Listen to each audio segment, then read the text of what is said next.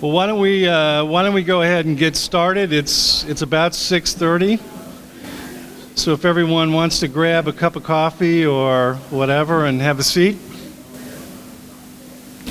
My friend Jim Dennis has told me the first thing I had to do in a meeting like this is to remind people where the exits are, which are over there, and the restrooms, which are over there, so we can check that box and we can get started with the meetings. First of all, welcome everybody who's here tonight. We appreciate you coming out tonight. This is a kickoff of a pretty important several months for the city, the county, and several villages who are participating in a study of law enforcement shared services. I just want to quickly introduce members of the steering committee who are watching over this project, this study, over the course of the next 6 or so months, beginning at my left. Paula Younger, who's the Deputy County Administrator. Chief Jim Steinmetz, who's the Chief of the Cayuga Heights Police Department. Shelley Michelle Nunn, who most of you know is the City Personnel Director. We know her too in spite of the fact that we spelled her name wrong on the table tent. Jim Dennis, County Legislator. Brian Robison, the Undersheriff. Ari Levine, the City Attorney. Vince Monticello, who's the Deputy Chief of IPD. Mike Lane, who's the chair of the county legislature, Glenn Morey, who's a Groton representative on the county legislature, and Paul Bishop, who is the lead consultant on this study. So this is a group of a 14-person steering committee, again, that's watching over the study over the course of the next several months. Just by way of a very quick background, for years the city and the county have talked very informally about the idea of shared services, shared law enforcement services, and they've been great conversations, but it's been only conversations. Recently, I think everyone knows, the governor's put a big push on driving shared services, consolidations, doing things differently, and recently put some money behind that effort. That's Paul's slide, not mine. Put some money behind the effort and made available millions of dollars in grant money to allow communities like ours to take these conversations to a much deeper level, to do a serious study of whether there might be things that could improve efficiency and effectiveness, improve the quality of police services by means of sharing services, consolidations, and so forth. And the city and the county initially, and then joined by the villages of Groton, Cayuga Heights, and Dryden, said that we had to take a run at that money. And we applied for a state grant and received a $50,000 state grant to allow us to do this study. And depending on how things go in the future, the grant could balloon to as much as $1 million in the future to assist with implementation if we find there are things through the study that we should be implementing. With that money, we hired a Rochester-based consulting firm that has some experience in doing projects in this area called the Center for Governmental Research, or CGR, to undertake that study. The group has been at work since January, doing a lot of research, accumulating information about how our departments are organized, how much they spend, how they spend those dollars, and things like that that will help as they take a look at whether things can be done differently. An important part of what they're doing is really what we are here for tonight, which is to get public input about what the community feels about its police services, what they value, what concerns them, how they think things might be done differently, suggestions they may have as we consider different ways of providing police services. Tonight's the first step in that. It's the centerpiece event, at least to get us started. But it's not the only thing that we're doing. We're doing surveys, and there's an electronic survey that you could take right now. In fact, if things get boring tonight, you could do it on your cell phone, because it's available by cell phone too. There will be focus groups, and then when options begin to emerge, sometime in probably the middle part of the summer, there will be public meetings to talk about those options and to get your sense of what you think about those options. So there's a great deal of public engagement built into this process. Tonight, you'll hear from Ari Levine, the city attorney, who will help get us going here, but also from Paul Bishop, who's the lead consultant at CGR, who will talk about what the firm is doing with this study, what the process is, where they plan to go over the next several months. When Paul finishes, there'll be an opportunity for your comments. We're hoping that those can be limited to about 3 minutes. Provide whatever input you will wish. This is being recorded, so we'll be able to capture all that and bring it into the study as it proceeds. So I think that's it from me. Ari, if you want to provide some welcome from the city. Good evening. I am Ari Levine. I'm the city attorney for the city of Ithaca. I'd like to thank Joe for his leadership on this issue and for covering the vast majority of what I was going to cover tonight anyway, so that's perfect. And also to thank Paul Bishop for all of his work on this study.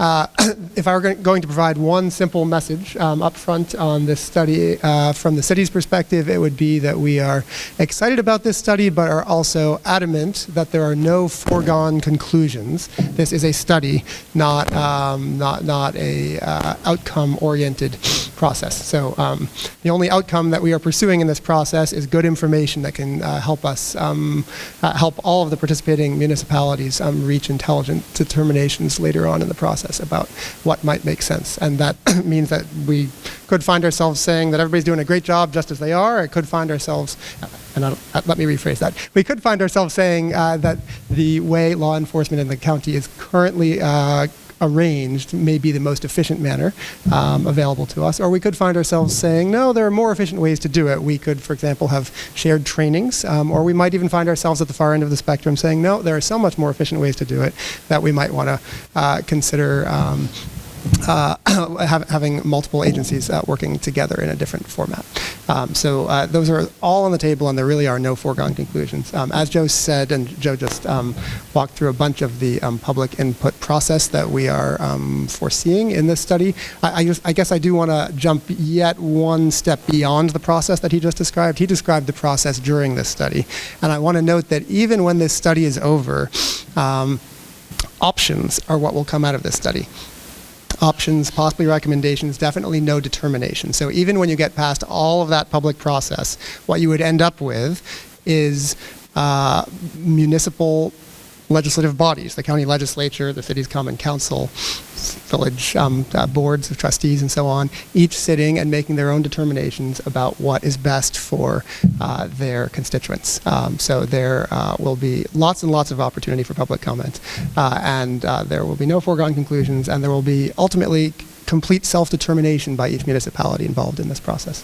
That said, and I just want to read one sentence from the press release that was put out announcing this, because I think it sums it up nicely. Police protection is one of the most important functions provided by local government and among the most costly.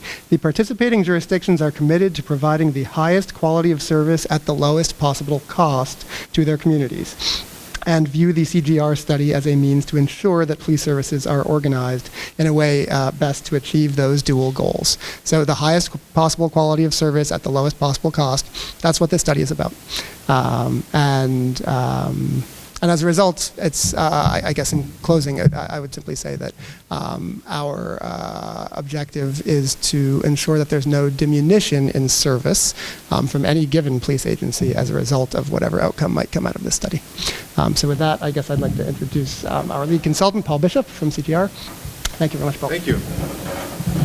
Thank you, Joe and Ari, for inviting CGR into your community to take a look at what it is that you're doing. And I want to thank there are a number of people in this room and at this table that have taken time to meet with us as we've already begun the study so far. This is kind of the agenda for the evening. We've already knocked out the first bullet, which was an introduction to the study from Tompkins County, City of Ithaca, and the other partners that are a part of this. And each of the villages that are participating in the study are fully engaged and fully participating, sharing information, and we're meeting with their members or their employees. So the other things that are going to happen, I'm going to give a quick overview of the study process. What's going on, what has started in January and is going to continue on through June or however long it takes us to have a nice, thorough product. I'm going to be able to give an initial snapshot because we've already been on the ground for about 60 days. We've met with a number of people, well over 20 interviews that we've had with different departments, members of the different law enforcement agencies, and elected officials and community representatives. Then we'll talk a little bit about what we found. We'll talk about our next steps, and then we'll have that opportunity for public questions and comments. Me or you? All right, we don't know what that is. So when we get to those public questions and comments, one of the things we want to be sure is when you're asking questions or sharing your comments, we want you to use a microphone so that we're able to capture the audio for the recording for the event this evening. And I also understand that this is somewhat being live streamed, so be careful. What we say and do here will get shared tonight. A little bit about CGR. We've been around for a little while, just over 100 years. We've been working, much of that history was focused right in the Metro Rochester area, but the last 15 or 20 years we've been branching out across the Northeast, and we do a lot of work about municipal efficiency. That was our founding, was focused on how to help governments do their jobs better, and today that remains our core mission. We've worked with government organizations of all shapes and sizes across New York City, New York State, from New York City to later this week I'll be up in Lake Placid, and we're out in Chautauqua County, so we're all over doing this work for different communities. And Tompkins County, like every community, is unique, although I think you're a little more unique than some others. But our goal is to help you identify what's working well today and what are some other areas that you might be able to do better in. What are some best practices from other communities or things that could be done differently? Because realistically, if we had to create a new layer of government just from a blank slate, we probably wouldn't do it the way we do it today. We would do something differently, and that's what we're trying to engage in this process, is to look at it. How can we reimagine it? What could we do differently? As part of this project, we are partnering with another organization called Highland Planning. They are actually one of the representatives with us tonight, Mary Rowland, sitting in the front row. They're handling a lot of our public engagement throughout this process. They're also headquartered in Rochester, but founded by an alumna of Cornell University. Their main practice area that they're helping us with on this project is public engagement. So they'll be administering the surveys, the public meetings that'll take place later on in the project. They'll be doing the hosting and the facilitation, and they'll be doing some focus groups early on in this process. So this is just a real brief timeline, bullet points of what we're doing. We started off that first week of January, and we are in what we refer to as the baseline review stage. We're doing interviews, data collections with agencies, and we are gathering a lot of data. A number of the chiefs have grumbled about all the different things I'm asking for. I walked out of IPD and I nearly had a hernia with the information they gave me. So it's a lot of information that we're going through, trying to establish how they're doing their job, what's working well. We're going to be conducting some focus groups, and the focus groups are existing community organizations, and we're gathering their leaders, their leadership together, and we want to sit down with them and get their perspectives on what's working in law enforcement today, what are challenges, what are things that could be improved. And we have an opinion survey that we've kicked off, and we have flyers about that you can grab and take. We have two different variations on that survey, and I'll talk about that a little bit later. And at the end of this baseline phase, we have an interim report. And what this report is an exhaustive review of how you do things today, how you're operating, how many officers do you have, what kind of weapons do they carry, what kind of training do they get, what are their patrol zones like, when was their last contract signed, what are the pay rates across the communities, what's the crime rate, what are the types of calls for service that you get. We go into all that kind of detail. It is fascinating, exciting reading if you're a policy wonk. General public looks at it and says, wow, there's a lot of information here, some of which I don't really need. So we also include an executive summary that'll be maybe 10 or 15 pages. The rest of it, my kids ask me what I do for a living.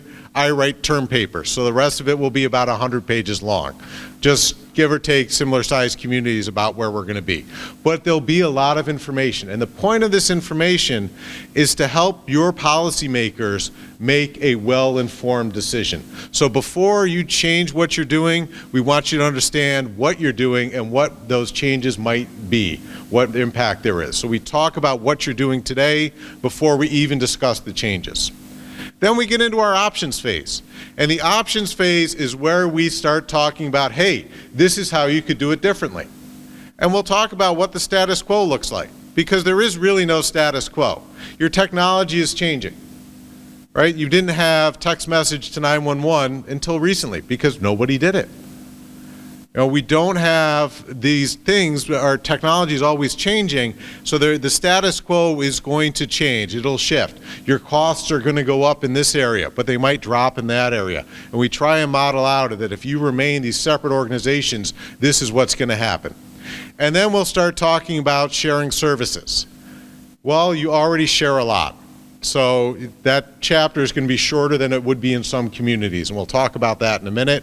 But we'll talk about other areas, other opportunities you might have to share. And we are going to model what it would look like to have one law enforcement agency for this community. How could it be done? Because it can be done. The question is, does it make sense for you to do it, and what are the pluses and the minuses of doing it? So we'll create some of these options so the leaders of your community can look at it and say, okay, this is where we want to be. And also during this options phase, we're going to have some public meetings to talk about it, because we want them, your leaders, to know what the public feels about these different options. Yay, this is a great one. We want you to do this, but oh no, don't go there. That's a landmine. We want to avoid that. So we want, as we share these options, we want to get your feedback so we can bring it back to the steering committee and then to the rest of the organizations that they're a part of. So that brings us to that final phase. We target the June timeframe. I believe in quality over timeliness. Always caused problems with my professors when I was in school, but as we're working with an organization, sometimes we run into problems getting data, problems scheduling meetings. So June is our target, and any change in that will be a discussion with this steering committee as we talk about it and we get closer. But that is a very achievable timeline, and that's what we're aiming for. And that final phase, we tie it all together, and that's when you get an exhaustive report that includes the baseline, talk about the options, and then a summary of how the community feels about the options, what the opinions are, what the real touch points are, what people are very concerned about, not wanting to give up, or they absolutely want to see this change. That's the kind of information that we would share. So that's our overview of the study process, and I'll be happy to take questions on that when we get to the question and answer part of this. Just to give some of you an idea of how law enforcement works here today, this is grabbed from a PDF, a map of your law enforcement in the county right now. And when you look at the top right, we have the Groton Police Department covering the village of Groton. And then you'll see around that is a box, and it's got the number 325 in it. Well, that's the sheriff's patrol zone that covers that area. You drop immediately below that, and you see DPD and TC3. I'll talk about the colleges in a minute. They're not really a part of this study, but they certainly have influence on it. And that's in the 326 zone of the sheriff's patrol. And then going down clockwise to where about 6 o'clock would be, you have the 327 zone, and you see where that falls in Tompkins County. And then we go a little bit up and we have 328. So you have the 4 patrol zones that the sheriff's office uses. You have Groton, DPD, and kind of in the middle there we have Cayuga Heights and their police department, and I haven't forgotten about Ithaca. This is what the City of Ithaca's patrol zones look like. It's a little blurry because I'm blowing it up off of that PDF map, but it gives you an idea of their patrol zones, how it borders right on Cayuga Heights Police Department. There's overlap certainly with Cornell University. They touch but don't cross into Ithaca College, so it's how your police departments interact with each other today. But these lines are not hard and fast. So if you need a little bit more help over here or over there, officers will cross out of these beats to provide backup. And that's one of the things that we've learned, is that there is a closest car concept for severe calls. So no matter where that severe call is, that emergency call, the closest couple of cars will get dispatched. So that's one of the things that we've picked up on so far. And now I want to talk about some of the current successes. Now this is where my job got a lot harder, because these are things that you already do. These are current shared services that happen in Tompkins County. You have a joint dispatch 911 center. So what that means, anywhere in Tompkins County, you pick up the call, you dial 911, it rings at that central dispatch center. That central dispatch center assigns and dispatches that officer or that fire department or that ambulance agency, all from one place. You've been doing it for 2 decades. I got to tell you, in different parts of the state, they listen to that and say, oh my God, we could never do that. You know, we have too many silos, too many barriers. You broke those down a while ago, and you have a consolidated, effective, joint operation that's with us today. Part and parcel with that is that common radio system. Another big deal. Your police officers can talk to the ambulance, can talk to the fire department, and obviously they can talk to each other just with a dial of a switch on the radio on their side. That's a big deal. Many places don't do that. That's a wonderful shared service you already have. It's easy for all public safety disciplines to talk to each other, which is very important during an emergency. That mutual aid agreement for the closest car concept has been in place since the Reagan administration, from what I can tell, and it's been working effectively that whole time. That is important. Now, you go to other communities, other parts of the state, other states, where they won't cross that line. They'll see the car accident that's 100 yards out of their jurisdiction, and they'll stop, and they'll wave, and they'll call the dispatch and say, hey, it's in the next town over. And they don't go. That is foreign to this community. People are working together day in and day out. And that closest vehicle concept, that closest officer concept, doesn't just stop at the municipal agencies. Because if you have a serious event, you'll also request from the college campuses to have some help come off. And they will.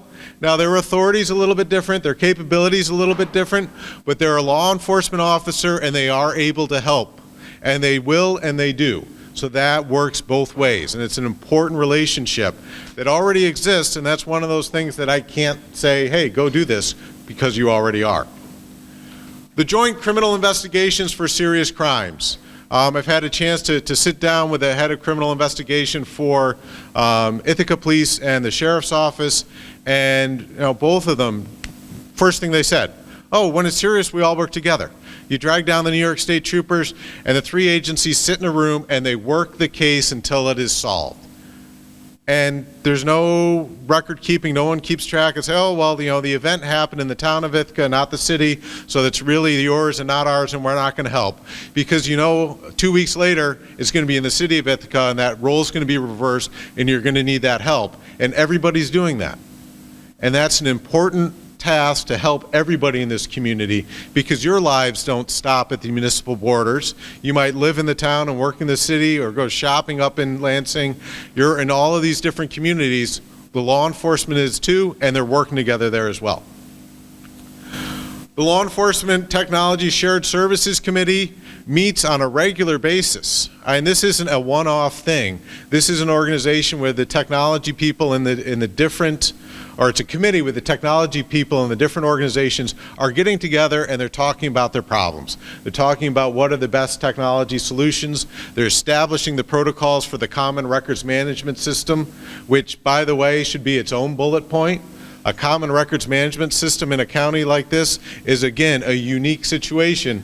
But it was a decision made, and everyone's followed through on it, and it's making your public safer and your organizations more efficient. And it's kind of, no big deal to you. But it is a big deal. You've already made that step. The Tompkins County IT support for each of the agencies is important as well. It helps that shared technology work and makes everyone's job a little bit easier.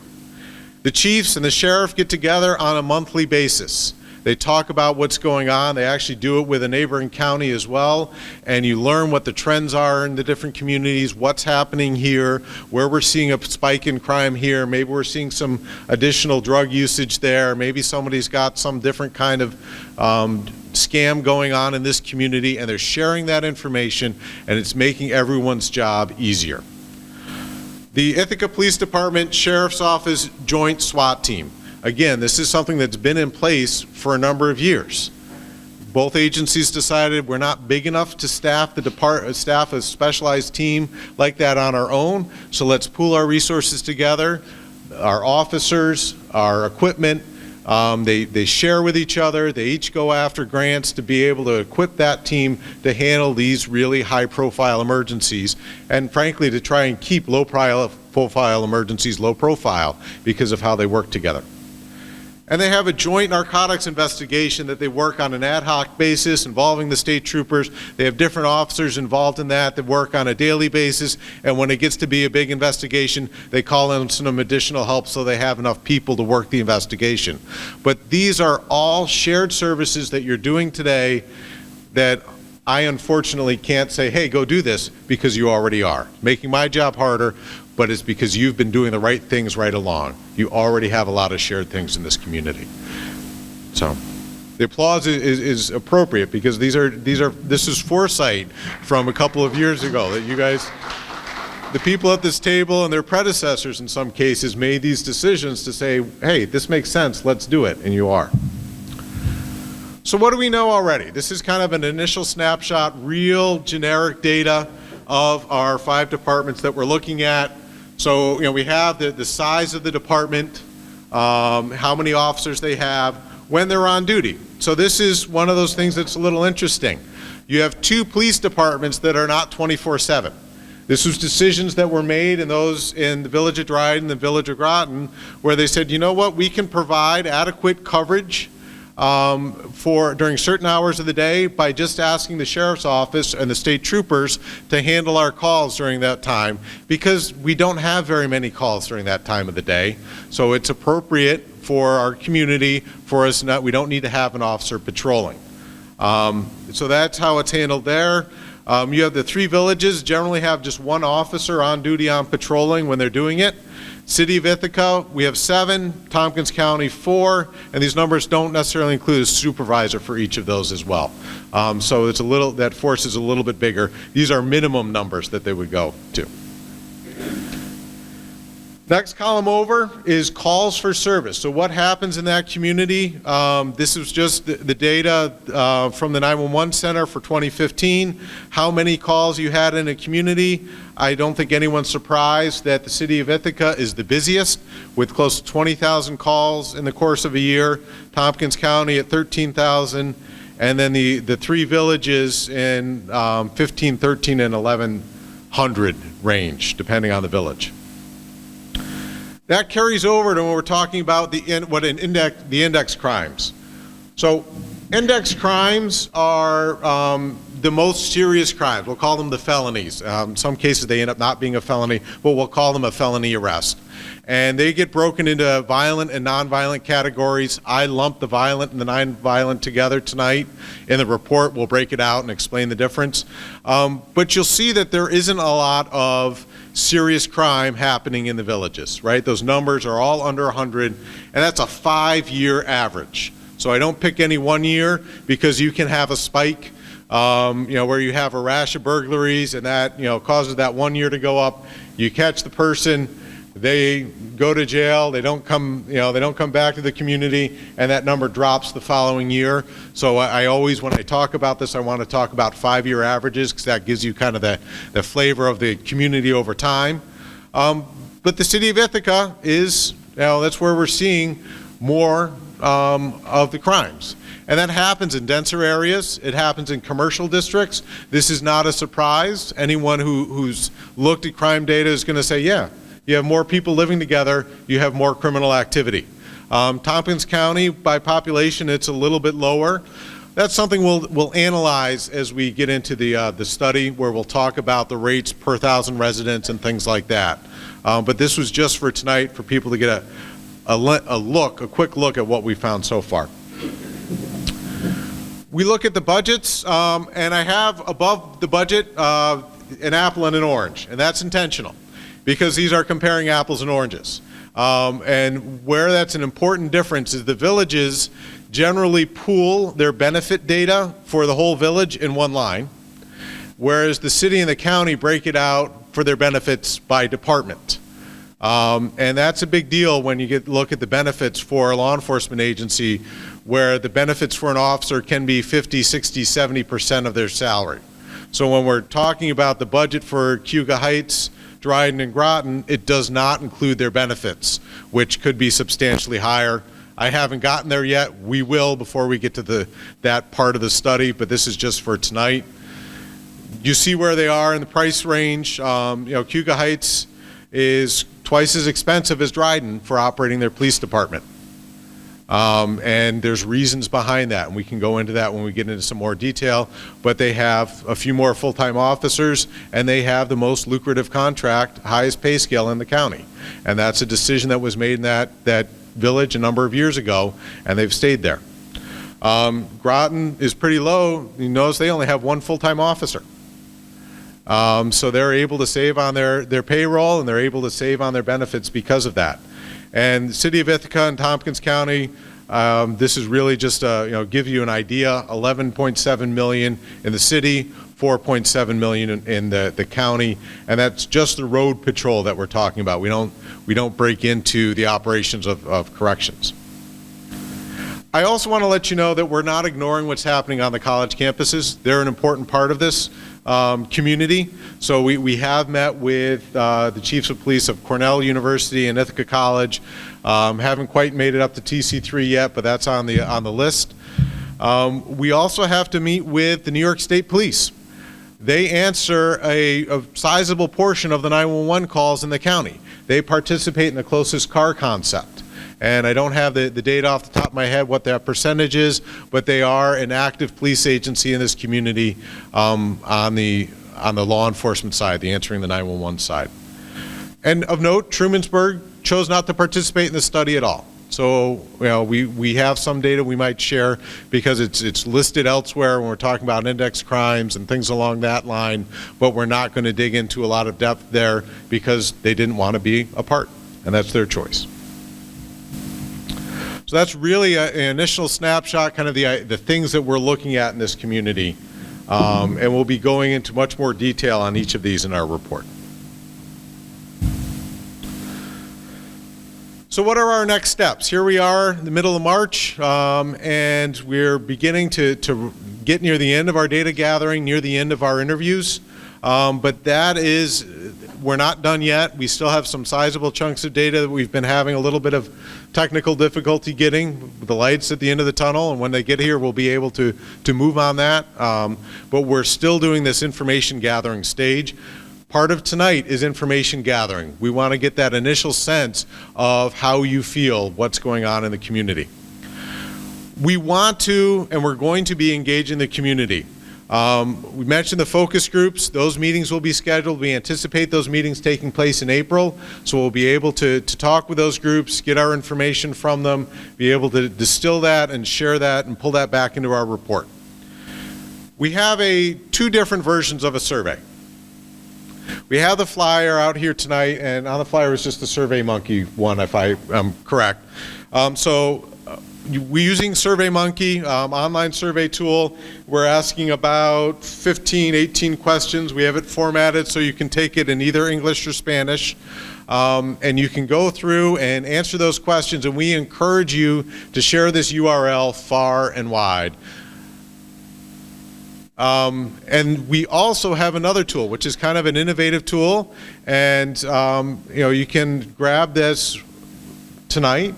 You can do this survey as we're going through the Q&A, because if you don't feel like you have the attention span to listen to all the speakers tonight, we can come back and answer this question. And this is kind of an innovative tool, something called Text is In. So you text your answer to this question. Are you satisfied with the law enforcement services you receive in Tompkins County currently?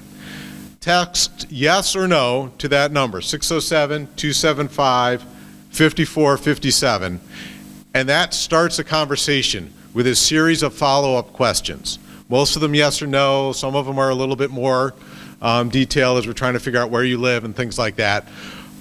But what that is a survey that covers about half of the information that we'll get from the SurveyMonkey study. So it's not as many questions, but it's the more important questions we want to get answers to. And we have that set up because there's some people who really aren't going to take the time and energy to go to that website, but they might have the time or energy to send a dozen text messages back and forth and answer those questions, and then we can get the sense that way. Now, there's an important caveat to this, and we'll mention this at the start in the report as we're talking about the survey. This is not a scientific sample. This is not going to be a representative poll of the community. We're not going to be able to generalize these results as to how everybody feels. And we know that going in.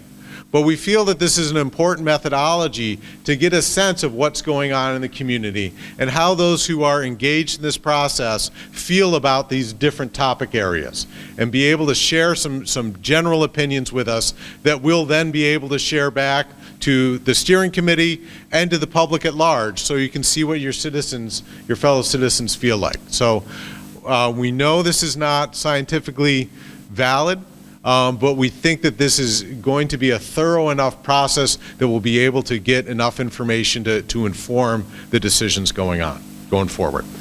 And I'll flash this slide back up in a minute. So.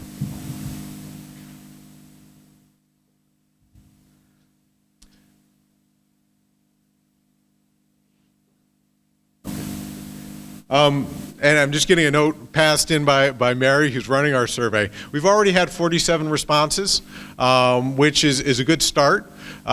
We'd like to get, I don't know, 100 times that? Yeah.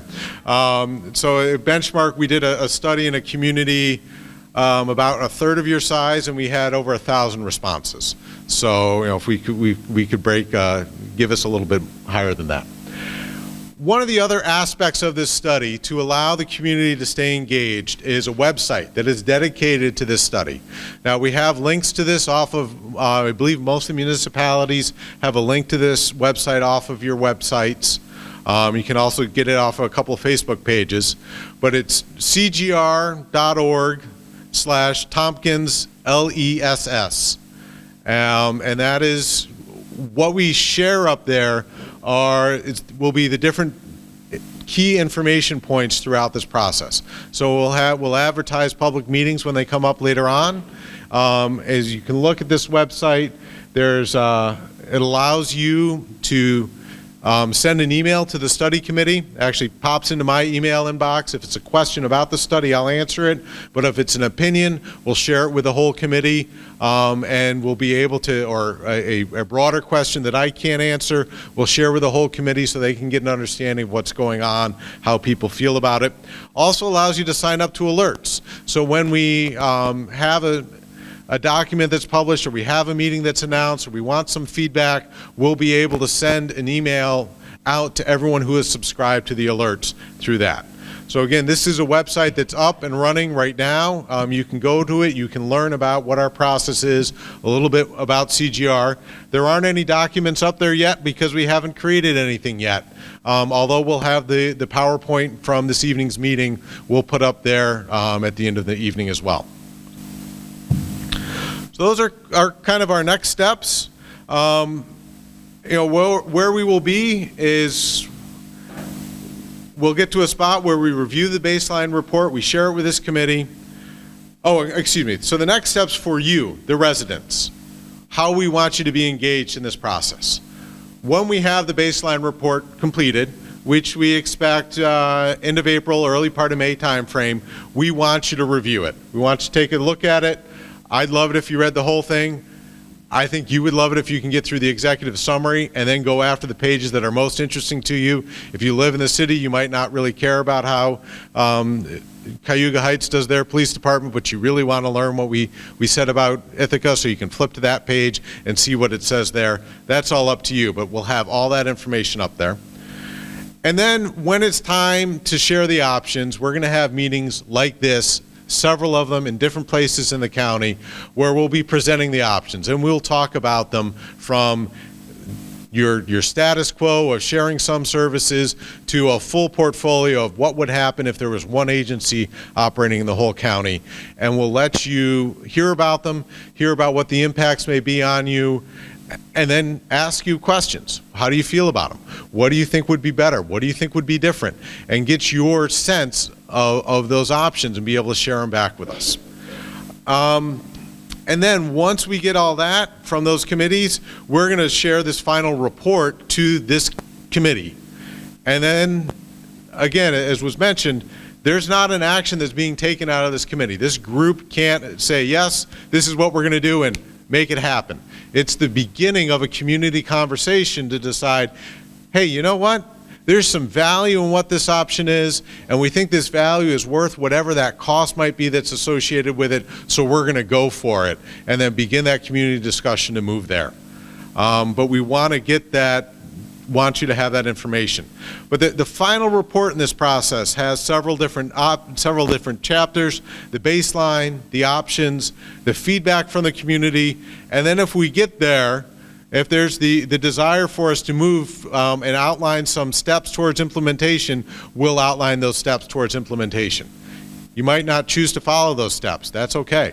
But we want to have them out there for the community. So that concludes my presentation. And we want to turn this around and hear from you. So we have some ground rules for tonight that we've talked about. We want to limit you to about 3 minutes per speaker. I don't have a fancy countdown clock, but we'll give a little bit of a warning as you might be approaching the end of that. Questions on the study or comments about law enforcement, we're open to either. Again, we'd like you to use the microphone. As you came in, there were some comment sheets. So if you have something you want to share with us, but you don't want to share it with us tonight, you can leave them on that table. You can find myself, my colleague Amelia, who's here, Mary, or the guy sitting in the back who looks like he wandered in off the street. That's Pete Burnett. He's one of my law enforcement experts. You got the hat pulled down over your ears, man. I got to bust Johnny a little bit. Okay, thank you. But, you know, any one of us tonight, you can hand a piece of paper, or I imagine anyone sitting at the table up front, hand one of those comment pieces of information to us, and it'll get to us, and we'll be able to share it. After tonight, please take either survey, either the text is in one or the SurveyMonkey one. We ask you to only go through them once. We do have it locked down, so depending on what device you're using, you might be told somebody's already taken it on this device. But you can do both, yep. And if you have specific questions or comments, you can send them. There is the survey does have a question, you know, kind of a free form answer box, but we also will take questions in off of that website. And if you weren't quick enough to write down the URL, there it is for you again. So thank you, and then we're ready for comments. And I don't know, Joe or Ari, we didn't really talk about who's going to moderate. I can if you want. I've got the microphone. You got to hold it for a second to turn on. Brian has the battery. Any sound? There we go. There we go. So really, it's first come, first served. I don't think we have any cards or anything like that, so whoever would like to go first. Yeah, and please, if you would say your name and where you're from. Karen Yearwood, Executive Director at Village of Ithaca. I have oh, that's not on. Okay. Marcia, can you, there's a on-off button if you hold it. Oh. Oh, I have to kiss the mic. Okay. Okay. All right. Karen Yearwood, and I'm in the town of Dryden, but I work in the city. And my question is, you had in the from the PDF, you had the Ithaca Police Department, the Dryden Police Department. How is the state trooper connected to that, to the Ithaca Police Department, and how are they connected with the shared services? Sure. In several different ways. So the New York State Troopers, by their very nature, have jurisdiction in every square inch of New York State. And how they operate in Tompkins County is they participate in the 911 service. And they sign on when they're on duty in the county. They let the 911 center know and say, hi, we're here, we're available for calls today. And they generally, I don't have the numbers of the troopers available, but it fluctuates a little bit. So they may have, 3 troopers available during the day and 2 troopers available overnights. And they participate in responding to 911 calls. They also have some investigative units that assist the law enforcement agencies. So they have a team of investigators. Anytime there's a major incident, they will participate. They have a special resource for accident investigations. That is a resource that no other agency in the county maintains. So they'll turn to the New York State Troopers to come in and help do accident reconstructions. And they also have a forensics unit that will be used to process the more serious crime scenes. So part of the shared services, they would be required to get training just like everyone else. Will they be included in the shared services? Because some of their services are different as it is now. When they do investigation, they may interview minors when if the police department doesn't interview minors. Yeah. Minors meaning individuals under 13 years of age, where that's a major issue, I think. And especially interviewing them without an adult present. I believe that's going to be beyond the scope of what we're able to establish. Now, one of the things that we will look at is if we can identify some best practices that we would suggest could be shared among all the agencies in Tompkins County and invite them voluntarily to participate. But the New York State Troopers do not answer to anyone in this county. Okay. All right. Another question is community policing. With Ithaca Police Department, they've done a good job in doing community policing, the training with bias training and so forth. How is that going to work across the board with the other police departments? Are they going to get the level of training that IPD has been getting so far? So what I can say is during our study and during the baseline, we've already, from our meetings with IPD, we've learned about their community policing, we've learned about their training, and we are too far away from the end of the study to say what a recommendation would be towards community policing. I can tell you that it would be our sense that we wouldn't want to have anyone lose something that they have today. Yeah, and as a city representative, I just want to speak to that. There's no doubt that community policing is extremely important to the city. I know it's important to the Common Council. I know it's important to IPD. And I honestly can't imagine a version of any option that might be pursued coming out of this study that the city would agree to participate in if it did not fully preserve the level of community policing that we currently have. So that's very important to us.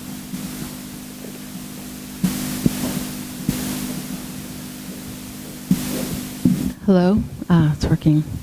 I'm Elizabeth Salon. I'm a family nurse practitioner in the city of Ithaca. I've been a resident of the area since 1986, and I was a combined 25 years public health nursing with Tioga County and Tompkins County, and while in Tompkins County, I did the sick call at the county jail.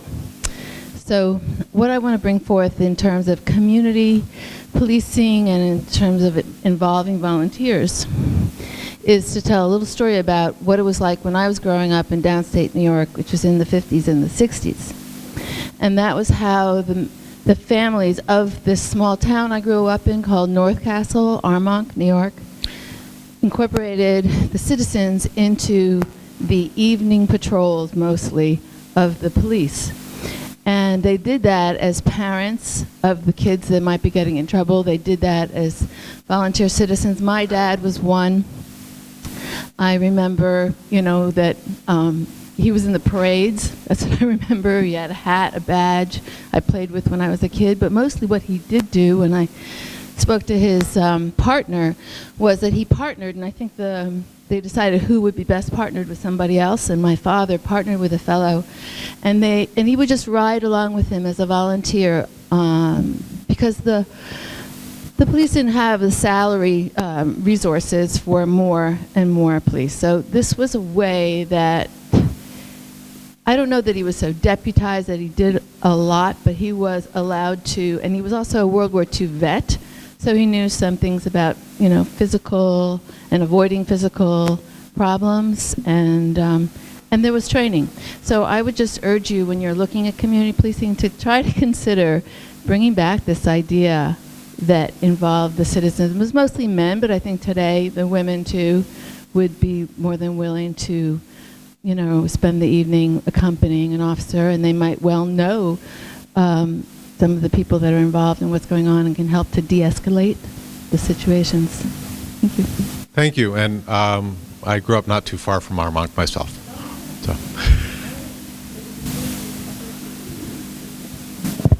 Hi, I'm Phoebe.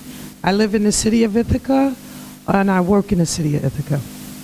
And I have two things to say. One thing, I didn't hear much about this request of combining these law enforcement. Has it come down from Cuomo?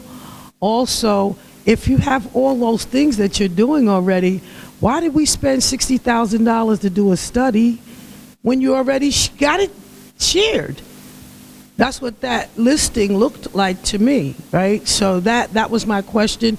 And also, is this a direction from Cuomo to do? And last but not least is CGR, right? And I've asked you this question before.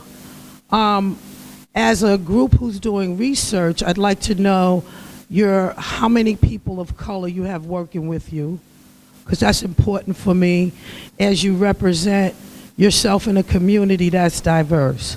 So is your staff diverse? Yes.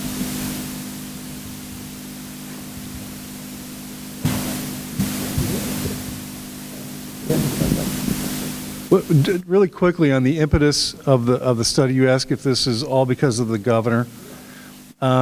Certainly the governor's put pressures on every level of government to look at consolidations and shared services.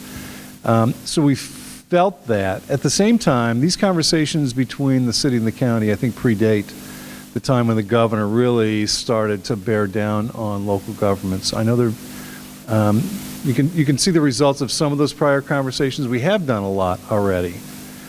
But we always wanted to pursue what else can we do. The goal is always how can we become more efficient and more effective.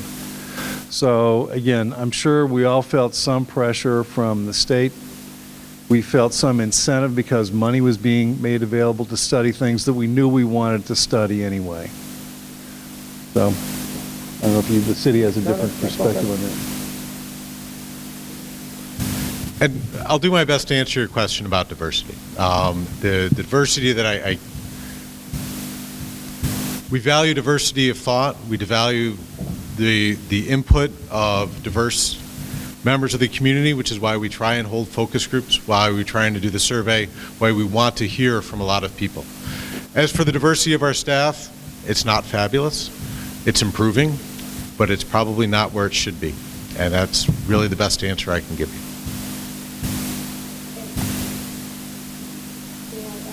Sure, Amen. We've, not to overshare too much, but us as an organization have, am I loud enough? No, you're not. Usually? Usually I am. As an organization, I've been with CGR under a year, and we've made it a core focus and part of our mission to increase our diversity. Like Paul said, we've always had the diversity of thought. We've always engaged people that we felt could bring perspective to communities that sometimes we may not understand in our own experiences, but it has been our mission to increase the diversity of CGR and everyone we work with. So, getting there. Yeah. I just wanted to say, too, that Highland Planning, working with CGR, we are a woman-owned business and a disadvantaged business enterprise. So, oh boy. I can't let y'all stand and do that. When I said diverse, I'm asking you, do you have different people of color on your staff? That's what I mean. There's a level of input that they will bring that your thoughtfulness won't and all those other things. So really, I just want to know. I mean, I asked the question and you answered it. No, you don't. Okay. And looking it's strictly just at numbers, it's just 2 of 14. Okay, 2 of 14. We have one on our And they're one of staff that is 3. working on this project that is half African American, half Spanish. Okay, all right. I think I'm taking this in the wrong direction, but I just think it would really show a lot if you live in y'all in Rochester. Yeah. Thank you. Thanks, Phoebe. I appreciate the point, Phoebe. I'd just like to remind all of us again that the ultimate that CGR's role in this, and diversity is clearly important in the consultant role as well, and I therefore appreciate the question. But I do want to remind all of us that CGR's role is to gather facts and propose options. The discretion and decision-making that comes out of this process will be vested ultimately in the legislative bodies of our municipalities. So where the city is concerned, the real diversity that I would most prudently look at is going to be the diversity of the city government itself.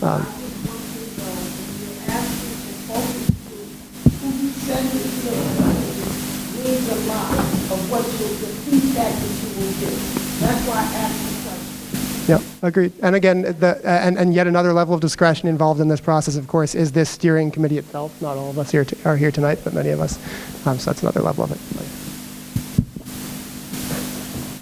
Hello, my name is Bill Parman. I'm a resident here in the city. I had a lot of things to say about this study. First, I'm happy with the police department that we have in the city. I've seen them in action in my neighborhood in what I consider to be relatively difficult circumstances, and they conducted themselves very professionally.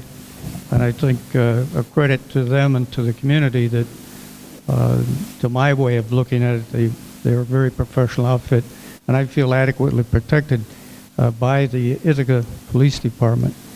The notion of consolidation of the two departments, or the 4 departments, however many there are, as you undoubtedly know, presents some incredible difficult problems.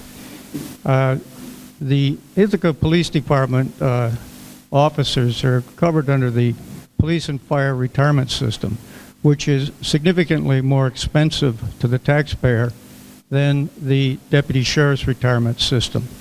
And so these officers, although probably on a professional level are interchangeable, on a financial level they're not.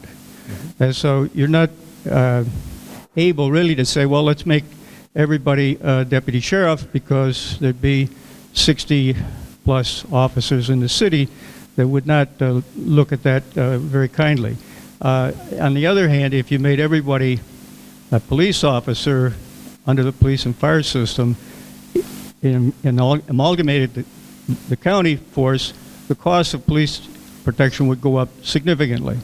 The benefit package in the city of Ithaca for the police officers exceeds 70%, I believe. A good deal of that is health benefit, or the health insurance benefit that they've received, but also their retirement runs in excess of 20% of salary. And we're in good times, so probably that figure is lower than it was, say, 5 years ago. And so you have that kind of a conundrum to solve if you, in fact, talk about a consolidation of these various departments. The very simple consolidation, the simplest, I would say, would be for the villages to dissolve their force and to take protection from the county sheriff's department. I'm sure you know, and many others at the table know, there's no constitutional requirement for a road patrol at the county level. The county sheriff is responsible for serving civil papers and running the county jail. The road patrol is, in effect, a town-level police department. Now, my rub with this is not that I object to them having a police department, in that as a city taxpayer, I object to paying for it. The city currently pays about $1.2 million in tax dollars to support the road patrol. we don't get $1.2 million worth of service. If you have shared services back and forth, and local, the closest call to the accident is dispatched, that's a two-way street, and so that kind of balances out. But you can't balance out the fact that the city residents pay $1.2 million a year to the Sheriff's Department road patrol. And so as you go forward, that is one of the problems that I would like the study to address. I believe that it could be addressed by having the state legislature give home rule opportunity for a part-town tax for the road patrol, which I think would be eminently fair, wouldn't disadvantage anybody in the city. Obviously, the county would have to raise its taxes to pay for the road patrol. But I think that's fair because I think that's how it should be done. Now, if we did merge the departments, I think you'd have some significant benefits in manpower deployment. You gain efficiency, economies of scale, and all these other things. But the tough nut to crack is a police and fire retirement and the health care benefits that the city already gives to its officers. Now, one final thing that I would suggest to you as you go through your study is that you develop matrix to measure the effectiveness of our local police department in similar circumstances, if you can find them. I would suggest that you look at Madison, Wisconsin, Boulder, Colorado, Penn State, and do a metric of how many officers per capita those four communities have, or those three communities, and how many do we have per capita. There may be other metrics that you could develop. Police officers for $1 million worth of property.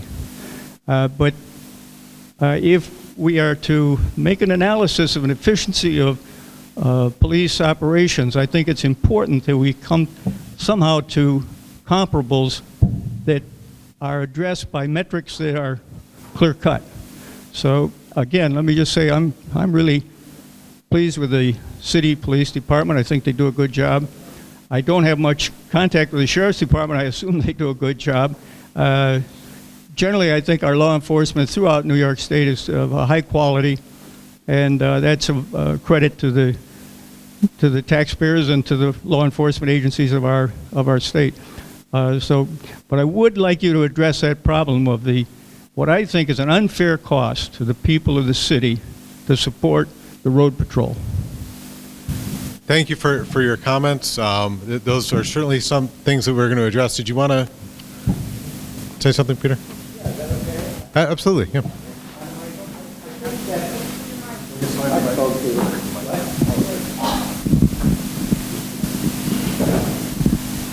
Yeah, I think the questions that have been raised about the difference between consolidation and working together are important questions to raise. And I have a particular example. I have listened to this conversation for a long time, and I have become convinced myself from the arguments that have been made is that if we consolidate it, it'll cost us less as taxpayers. And that's basically why I think I want to do it, and also because it gives a fairer consistency of police protection in all parts of the county. So for me, those are the two arguments. And I understand the arguments that gentleman made just now. I mean, he's absolutely right. It's a big problem, okay, in consolidation. But I would just like to remind you of one particular consolidation, which is very different than shared services, that took place in Tompkins County, which I'm involved with, and I believe has been a tremendous success. And I'm talking about TCAT.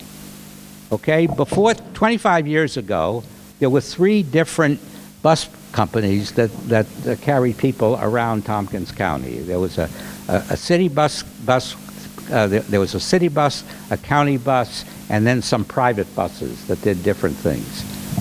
And also Cornell buses. How could I forget Cornell buses? They did not work together, okay? But together they provided bus services to the whole to the whole county. Now, it was very difficult to consolidate those three. Those three bus services were consolidated into Cornell.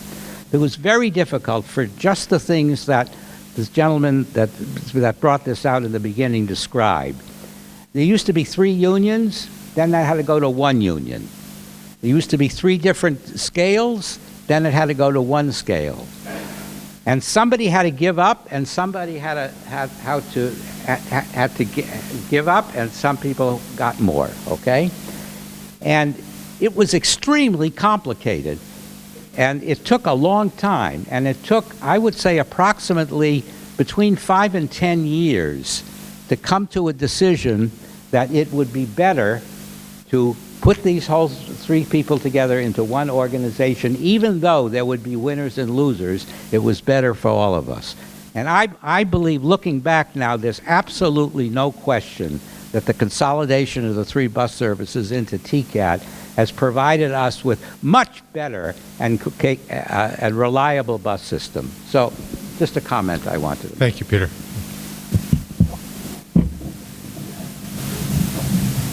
Hi, can I put this down just a little bit?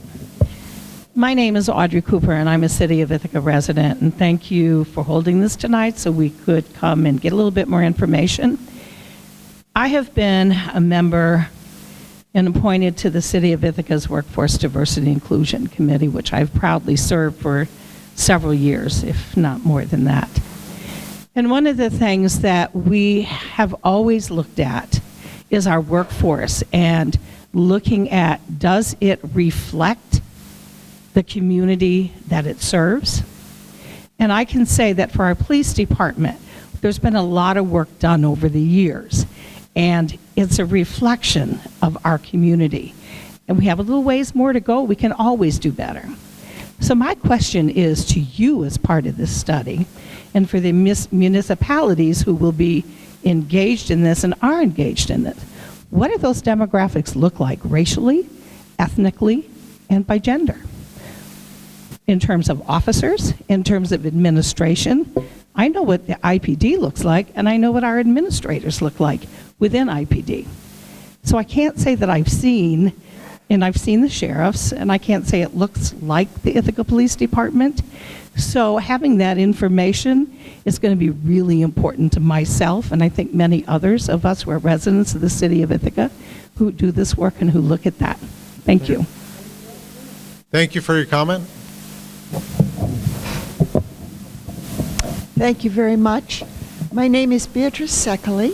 I am a resident of the village of Keuka Heights, and I've lived there for 38 or 39 years, and mine is just one opinion of many different opinions that I'm sure you would hear from our village. I do want to say tonight that I'm one of the 47 who's taken the Survey Monkey, and I have signed up for the alerts, and I thank you very much for the opportunity to participate. I do think, however, as somebody who spends a great deal of time building and writing for a website, you need to mail a physical piece of paper to everyone in the county in order to get a buy-in of public opinion for people to participate in this process. People, unfortunately, no matter what we do not go to websites unless they have a specific reason at any one given time. I was drawn to this today through the Village of Keuka Heights e-blasts, which go out to a self-selected group of people. We beg, borrow, and fall on our knees to get people to sign up for it. Only a minority does, but that's how I found out about it. So that's one thing that I wanted to say. I do question the sample size for the survey of just 100. I don't see how you can come up with anything. Didn't you tell me? I said 100 times what we have tonight. Oh, okay. So we have 47 tonight. I'd love to see very close to 5,000. Oh, all right. That's better. That's certainly a step up. I'm not sure. Mary, I don't think wants 5,000. I'm not sure how representative I think that's going to be. One other point about the survey, this is a technicality, but for retired folks, they have to enter where they are working as well as where they are living, or the survey won't go forward to the next page. So that's awkward. So I'm in there twice for the Village of Keuka Heights, although I was not employed in Keuka Heights. I was employed elsewhere. Thank you. We can fix that tonight. Sure, okay. All of our proofreaders missed that flip. Well, okay. Thank you very much. I wanted to mention tonight that for the Village of Cayuga Heights, our police department is a tremendous piece of our corporate municipal identity. I'm currently the historian of the village. We have had policing in the village for the village since shortly after World War II. A night watchman was hired in 1933 when the village was 1/4 the size it is today. Cayuga Heights is only 1.82 square miles. It has approximately 900 households and 21 miles of roads. It has become an inner suburb, having been an outer suburb where the countryside started at the street I live on back in the 1940s. It is no longer. Pleasant Grove Road, Hanshaw Road, Triphammer Road, and Cayuga Heights Road are pass-throughs for people commuting in and out of the city and working at Cornell. Traffic control there is absolutely vital to the safety and security of the 3,700 people who live there. I walk the streets with my friends every week, several times, and am always delighted that the police always wave at me from the village. They know who we are, and they do catch speeders. Cayuga Heights has a vile reputation with the students at Cornell because they'll catch them. And we want that, and we applaud every single ticket. It adds to the coffers to pay for our expensive police department, but it guarantees the safety of our children. Our police department work with our PTA at the Cayuga Heights School on a current Safe Routes to School project to make it possible for children to get down and up the hill more safely than has been the case. My own daughter got in some trouble in high school, as I'm sure none of your children have ever done, and the police department came to a party that should not have been held and where some things were happening that should not have been happening, and handled it with consummate skill. I think this may smack of privilege, but people who live in Cayuga Heights, I'm sure, Phoebe, I can hear your thoughts. I hear you. I do hear you. I can tell you this, however, that people who are paying taxes to live in Cayuga Heights would see their real estate values change if we did not have a village police department. Well, these are simple facts. Peter Stein might not wish to hear that. We are part of the town of Ithaca and value that very highly. And we are part of the county, and we adjoin the city. I look at the city neighborhood of Cornell Heights right next door to us, and I do not see the municipal care and police services that we have within the village. So thank you very much for the chance to speak. Thank you.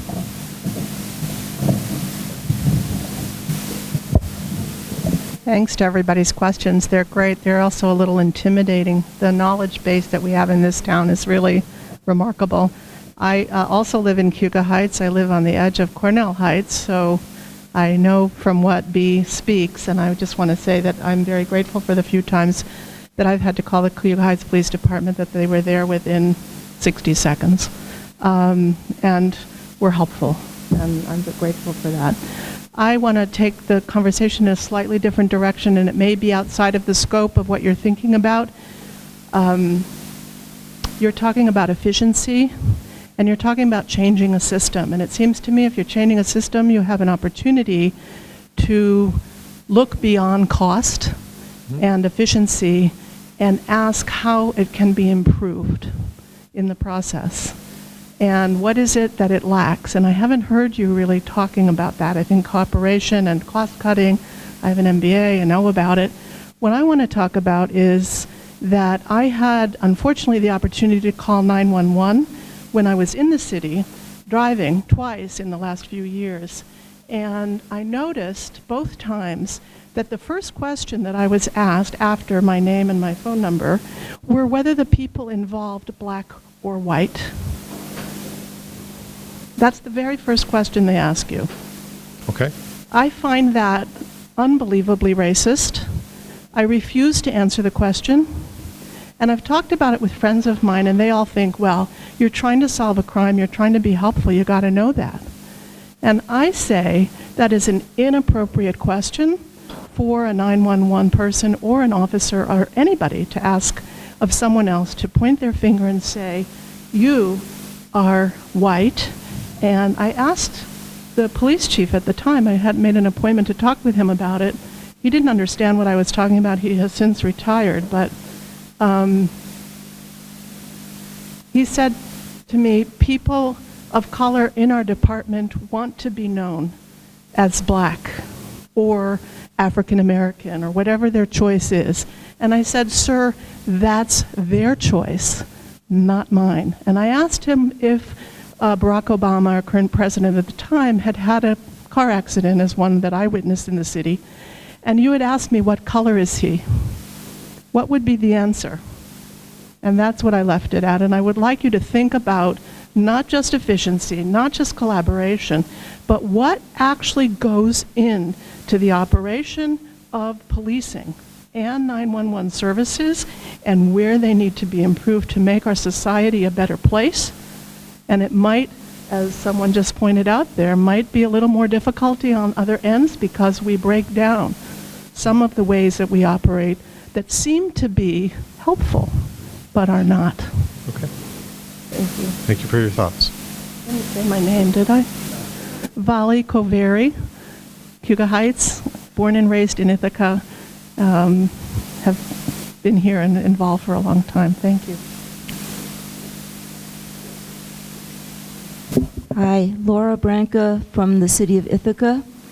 I have three, they might be four questions, so maybe I'll just give them to you. And they're sort of in different categories. The first question is based on your experience conducting research such as you are, CGR and maybe Highland together.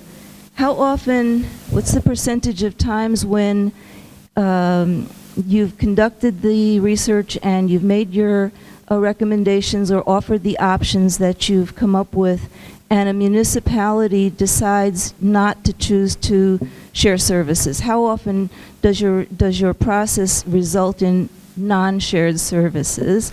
And if it's one of the municipalities amongst the four that are involved here, how does that actually diminish or does it change the viability of the options that are left for everybody else if one of the municipalities doesn't participate? So what's the frequency of people saying, nah, we don't want to do it? I'll answer that very quickly. Okay.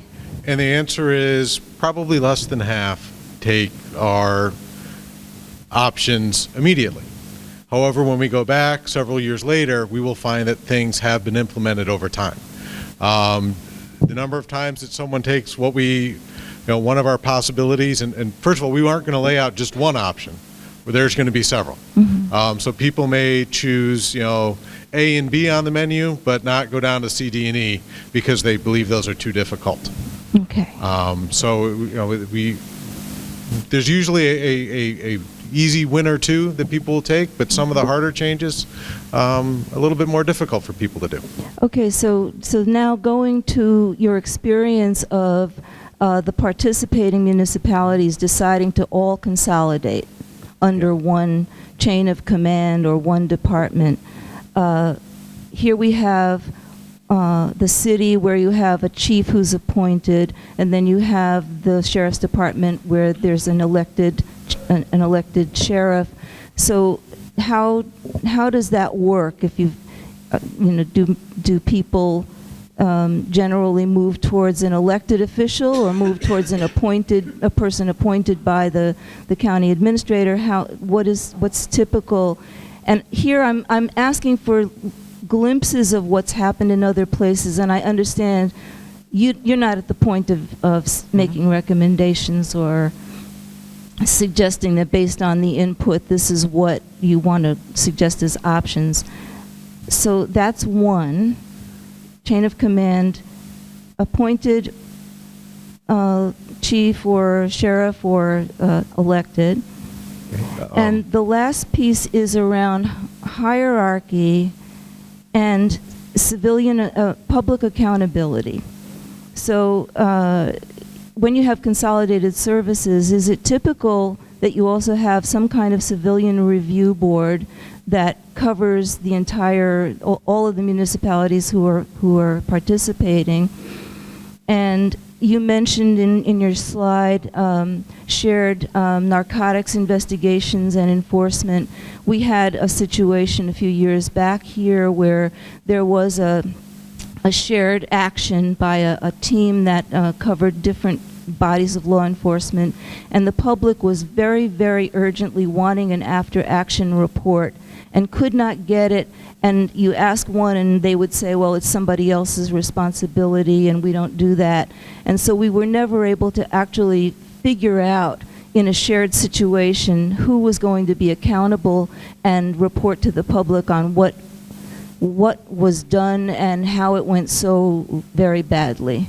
So those are my questions, if you can take them. I'll try and remember all of them. So there's one constituency that generally always wants to change, and that's babies and wet diapers. Beyond that group, change is always difficult. So there's got to be a motivation for somebody to want to change. So the motivation might be a better level of service. Motivation might be lower taxes, or a combination of them, or something that they're not getting today. So when you look at a community, and when we lay out some options, we have the discussions with the steering committee, we'll say, these are the different areas you might be able to change. You might be able to improve services. You might be able to cut costs, whatever that variable is that you're trying to get to. And then that becomes that political discussion that has to happen among each of these communities that's involved. So we kind of lay it out there for people to try and move it forward, but that's not our role in this process. We may lay out a plan as to how you can move it forward, but it's going to be the individuals in each of the communities that are going to be able to say, okay, this is something that's important for our municipality. We want to move it forward. This is what we're going to do. And hopefully it's a goal that everyone can agree that this is something we all want to move forward. If you don't have all four, if you have one that says, you know what, we're not going to do it, maybe three can get together and really make a good model that works without that fourth. So we'll try and frame it so you can have those different discussions. In relation to appointed versus elected, there are, I believe, 3 county police agencies in New York State with appointed police chiefs. And they're all much more urbanized than Tompkins County. So it's Westchester, Nassau, and Suffolk. Every other county has an elected sheriff's office, some of them with a sheriff's road patrol, some without. The numbers are more towards road patrol than without. I think it's about 40 of the counties have road patrol. That's just off the top of my head. Please don't quote that number. But the majority of them have road patrol handled by an elected sheriff. That's a decision that would have to be made at the county level to move away from an elected sheriff. And I was actually pretty clear at the early part of this process. It's hard for me to make that recommendation one way or the other because that is a governance decision that the community has to make. There are pluses towards one way and pluses towards another way that we might be able to outline, but I don't know that we'd be able to make a recommendation. As far as the Civilian Review Board, an agency of any size can have it, and that's up to you as a community to help set that governance structure so that you do have good civilian authority over your sworn officers. And if you have a system that you're comfortable with today, then you would want to try and figure out a way to make sure that ramps up. If you have one that you're not comfortable with, identify those characteristics and hopefully share them with us as we're going through this so we can say, okay, these are the things that the community voiced that they want to be able to have a prompt after action report from a high profile event, and we'll make sure that there is an authority that had jurisdiction that is willing to share that, and we can try and make sure that gets structured in. So did I get all of them?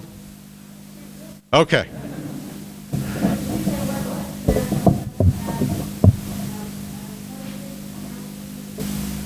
So they have county-wide police agencies. Now, their police agencies don't have jurisdiction over the whole county.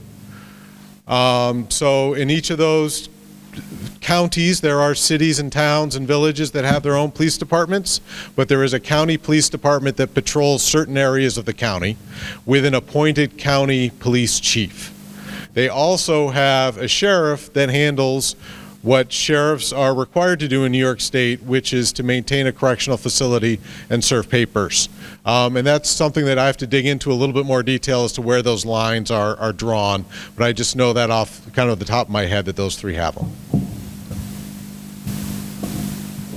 Thank you. My name's Kathy Bergen. I'm an attorney with a background in constitutional law, and I just had a question, maybe a comment about the process that you will be undertaking to figure out which policy will prevail when there are different policies being followed in the different departments.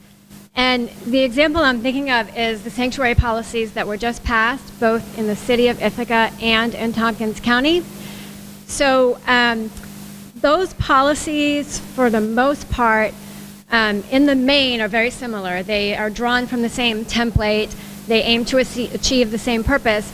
But in specific instances, they are actually different in very meaningful ways. And I know we won't get an answer tonight of which policy will prevail, but I'd be interested in learning a little bit more about how you figure out which policy will prevail, because we have a policy in Ithaca, we have a policy in Tompkins County. There is not, as far as I know, a formal sanctuary policy in other towns or departments.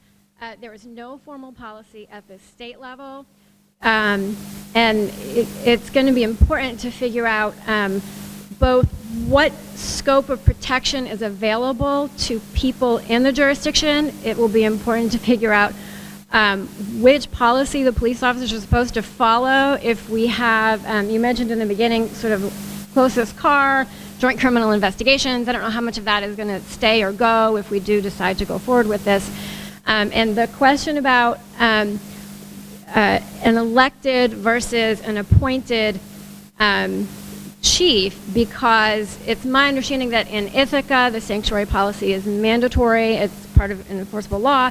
In Tompkins County, it's more advisory, and it could change with a new sheriff. So I know there's no answer to the question of what happens to sanctuary, but I wouldn't want all of our hard work to go down the drain. So if anybody has any comments about how we're going to figure out what happens, that would be helpful to know. Thank you. I'll take a stab at a quick answer, but I saw an attorney looking for a microphone, so I might let him get one. In general, we would like to highlight what best practices are in a community and say that these are things that should roll across. So if somebody's got a fabulous training policy, we'll say that, hey, this is an organization that, this is how they set up their training, and this is what we would want them to see. That is getting something as granular as a sanctuary policy is something that I have to tell you I wasn't intending to look at, because I don't know how that would influence the global decision-making of moving to a new organization. However, that is an important detail. That is, if you were to choose to move towards a unified organization, you'd want to iron out. So that's something that we would try and highlight as something that you want to be concerned about moving forward, but it's not something we would choose to answer at this point in the process. All right. Thank you for your question, Kathy. I'll very briefly say I'm very proud of the action the city's taken on its sanctuary city status, and it's certainly something that I know many of us in city government would want to see preserved, were any form of yeah, I'm sorry. I have to speak over the train here. It's certainly something that I know many of us in city government would very much want to see preserved if any higher level of shared services were pursued here. I think the key point that I would want to make here is that the particular governance policies of a consolidated agency, were that to come to pass, which is very much a question mark here, are things that ultimately would need to be set by the government that was overseeing that agency, to state the obvious. So if you end up talking about a countywide police agency, if this were to go there, and that is a big question mark in itself, then you would want to look first and foremost to the county for that. Obviously, the city would want a great deal of input on that process.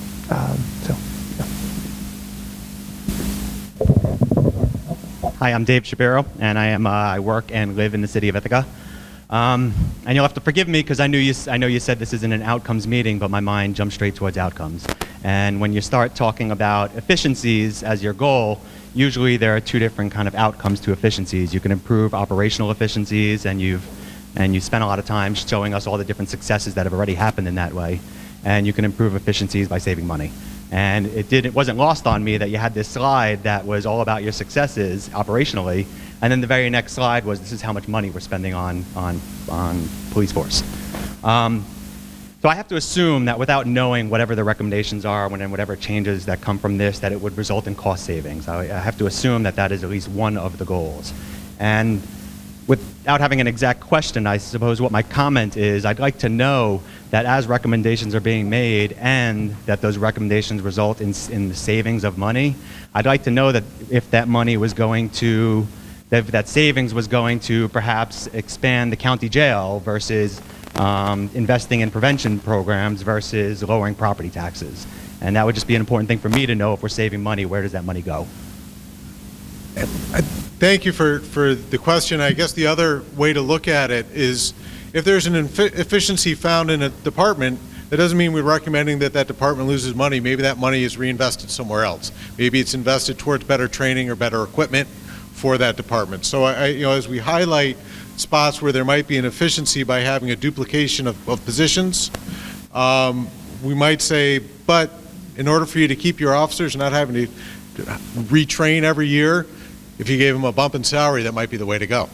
So I don't think, and I know this study isn't going to recommend specifically where any savings, if there are any, where they could go, but we're going to highlight, we're going to try and look at a high level what a change, how that might impact the cost structure.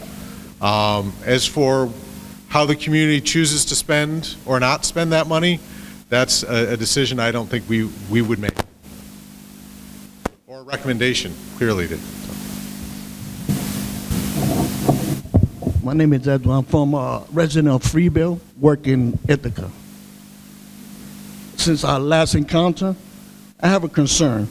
They're already hiring correction officers and training them, right? So your study doesn't mean nothing. Just the money spent on the taxpayers' budget.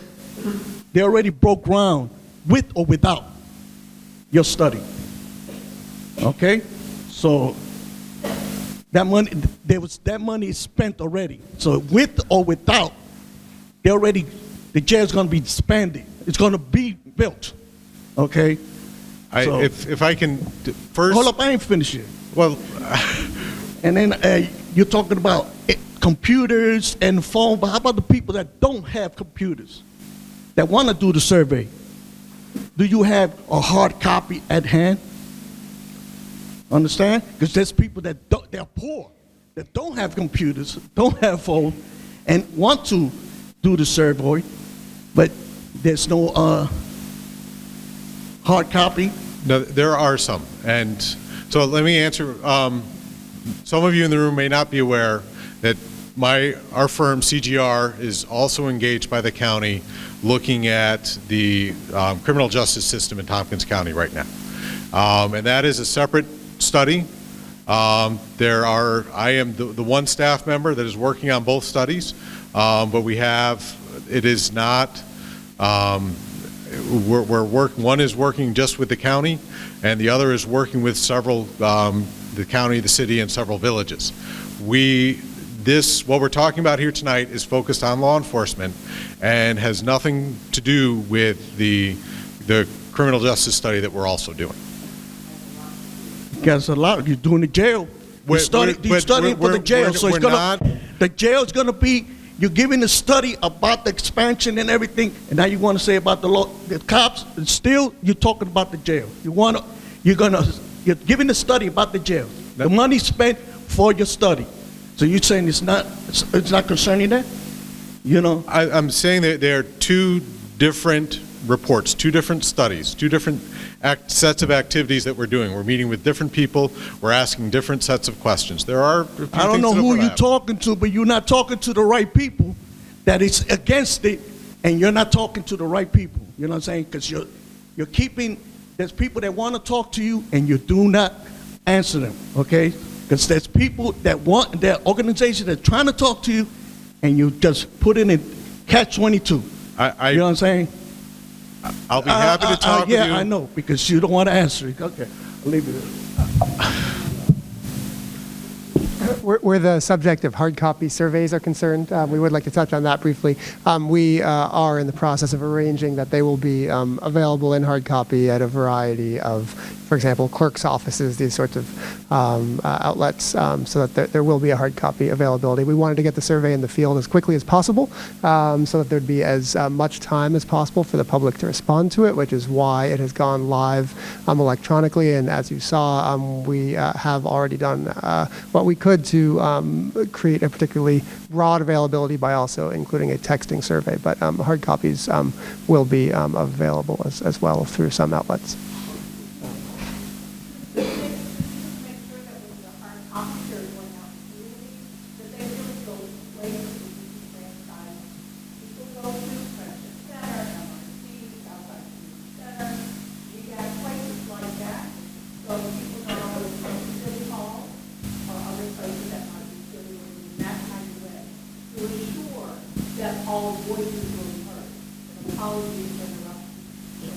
Thank you. I just wanted to respond to that. Mary, grab a mic. The hard copy of the survey will be posted on the website, as well as the steering committee will be emailing it out and sharing it via their social media and websites. But also having it on the website, if anybody here wants to download it and share it with other people, we encourage you to do that. Thank you. Print it. Print it. Yes.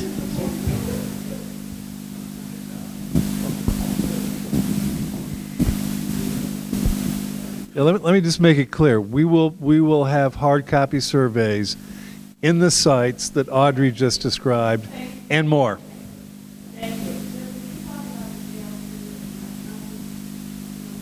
Yeah, absolutely. I mean, remember, Study A and Study B. Study B is the jail. We're here to talk about Study A tonight, which is policing. So there is a study underway. CGR is the consultant helping to organize the study, overseen by a committee of the county legislature. And frankly, its mission is to find ways to reduce the number of people who are going to jail. So there's a deep dive into alternatives to incarceration, systemic changes in the criminal justice system. What else can we do to reduce that population so that we might be able to avoid the need to expand the jail? So that's very much the focus of CGR in the counties right now. Sure. My name is David Rhodes. I live in the city of Ithaca. And I just want to share something that I witnessed about a week ago. I was in a restaurant on the Commons, and I was with my two kids. A man walked in behind me, and he went up to order. He ordered something that wasn't on the menu. And the response was, we're not going to make that. We don't make that. He said, I've been here before, made it every time. He said, no, we don't make that. The owner comes out and says, we don't make that. He said, you're not really the owner. She said, I am the owner. We don't make that. It's like, it's my right. You don't have a right to refuse me service. The owner then says, look, I can't have you here. You're going to have to leave. He says, I'm not leaving. I'm not going anywhere. Not being physically aggressive at all. There was no physical threat. But he wasn't leaving. So the owner says, if you don't leave, I'm going to have to call the police. He says, well, go ahead and call them. I want you to call them. So she calls the police. The police come. They talk to the owner. They get a sense of what's going on. They talk to the man. The man says, I ordered this. They have to serve me. I'm not leaving. The police hear it. It's a very calm interaction. At this point, it's very, very clear that this man is in need of some kind of mental health support. It was clear from the start. The police say to him, you have to leave. He said, I'm not leaving. You have to leave or we're going to arrest you for trespassing. I'm not leaving. 3 officers approach him. He resists. They force him on the ground. He's on his back. They say, you need to go on your stomach so we can get the handcuffs on. He's resisting. He said, if you don't do it, we're going to tase you. They tased him once. And they tased him twice. Tased him up to 3 times. Now, eventually they got him on his back. He was saying he couldn't breathe, he couldn't really stand on his feet. They eventually get him out. They did call. I went and asked, did you call? Can you get a medic in, right? The police were calm from the start. This was not a case of police barging right in and saying, we need to get this guy on the ground. And he was never posing a threat until there was an approach and saying, we're going to force you out. We're going to forcibly remove you. So everything about the situation kind of made sense. And at each point in this process, I can share from my experience, it was like, okay, at this point, he's going to recognize, hey, it's time to leave. It didn't happen. And at every point in the process, it was abundantly clear that this person needed mental health support. The police officer who was involved came back later to talk to them, and I approached and I said, I saw the whole thing. I can share what I saw. I shared my name. I said, it's my phone number. I said, what happens next? He said, well, he's going to get processed. I said, what does that mean? He's going to go before a judge, get criminally processed. I was like, what about the medical help that he needs? He said, oh yeah, we make a phone call. Now, I don't know what that phone call looks like, what happens in the span of that phone call, what happens in the follow-up. My question is a genuine question coming from a place of curiosity. What could happen for that first call to bring in someone who actually is trained in mental health support and intervention in a situation like that, who has tools at their disposal that aren't about criminal proceeding and how do we get this person to cuffs, but how do we get this person help right now? And then the second question is, once that happens, if it goes down that way, what happens at the level of that phone call from the police to mental health support, and does that person get the best help that they need? What is the process right now? And really, I guess the question for you all to be thinking about, or it's part of the agenda, is can that process be improved? I don't have any of those answers, but I have all those questions going through my mind. Thank you.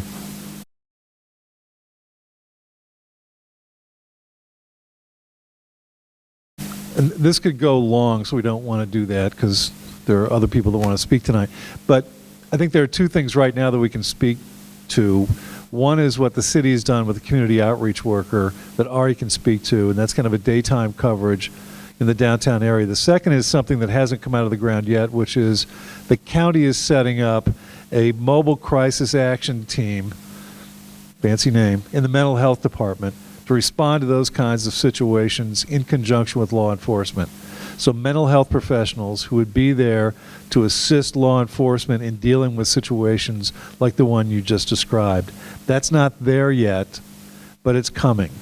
So, Ari, you might be able to talk about the community outreach worker, but that kind of situation you're talking about, we agree that there are alternatives to what you described, and our mental health department is trying to come up with a good professional response to that. Thank you. Yeah, I'll just very briefly say that it's obviously concerning to hear what you just described. The community outreach worker program that was a joint effort of the city and the county and Family and Children's Services, the director of which is sitting right back there. You guys might want to have a conversation afterwards because he could probably tell you a lot about the program that he administers. But it was designed to bring a social work angle, a non-law enforcement social work approach to interactions of exactly the sort that you were just describing.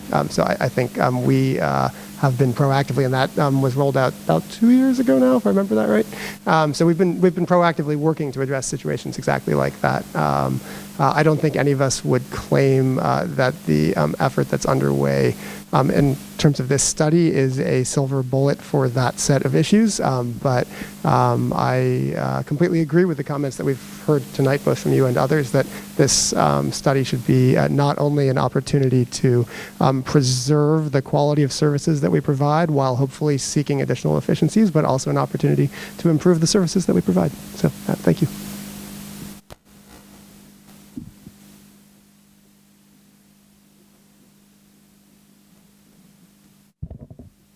Good evening. My name is Bruce B. Miller. I am a citizen of Ithaca. I grew up in the town of Dryden, and as a testimony to my dedication to the community, my great-grandfather was mayor in 1902. So anyway, I'm here as a representative of what's called the Community Police Board in Ithaca, I am a commissioner, and I'm not wearing my Brooks Brothers three-piecer. I wasn't delivered by the black limousine. The city somehow forgot that part of being a commissioner. But anyway, as a commissioner, I've heard certain things in your story as well. The Community Police Board here in Ithaca is responsible for responding to any citizen question or complaint or whatever dealing with the Ithaca Police Department, a question or whether what the jurisdiction is or whatever. And that was brought up by you as a Community Police Review Board earlier. I heard you mention it. I think our committee has been extremely successful, thanks to participation by the police representative here, Vince Monticello, who is a member of our board as a liaison to the police department, to the Community Police Board. We are open, available, and there are forums in some of the areas that were spoken of, GIAC, Southside Center, Friendship Center, City Hall, that if you want to place a complaint, we're there. We're totally impartial, and we're open to suggestions. I'm just hoping that part of the recommendation for a county sharing of services are other boards set up as well in other communities or as a county-wide thing that, we'd be glad to be as a model. And just as a reference to how successful the police department in Ithaca has been, we only had 3 complaints all of last year. All I can say is maybe we didn't hear all the complaints that needed to be heard. They didn't know where to go, but they were all resolved successfully. And, when you only have 3, you sort of tend to think, gee, things are running pretty well. No, if you've got anything to say, you come see me afterwards. I'll be here. That's my job. Okay. So anyway, I hope that's part of your plan, is to see this kind of thing, spread countywide, so that there is a forum that's impartial, and we can take a look at things that come up. With different stories like this, of course, it needs to, need to be able to connect services and hopefully hear voices that normally aren't heard. So anyway, thank you.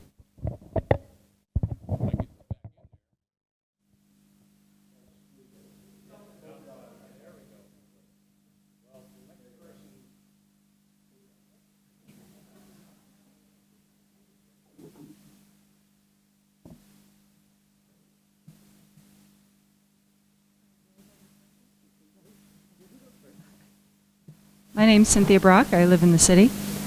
One of the common themes that I've heard tonight is people look to their law enforcement to reflect the values of their community.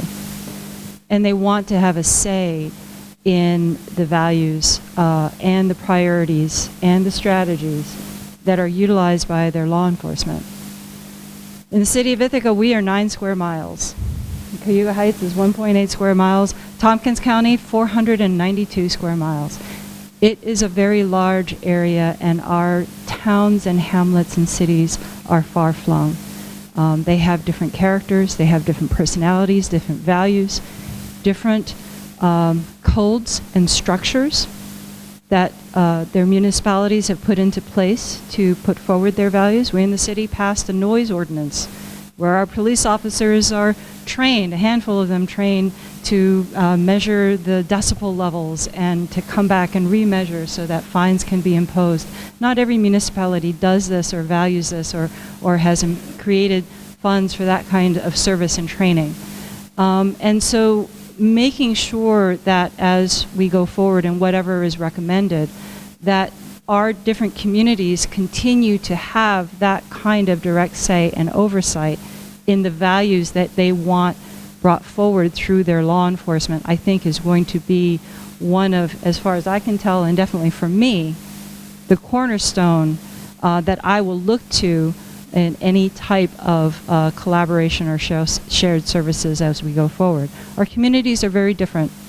I would say in the First Ward, our South Hill community is very different from the West Hill community. In West Hill, You have Upper West Hill and you have Floral Ave, which is different. You know, all of these little neighborhoods have distinct values, distinct personalities, and we as elected officials do our best in bringing these values forward and these priorities forward.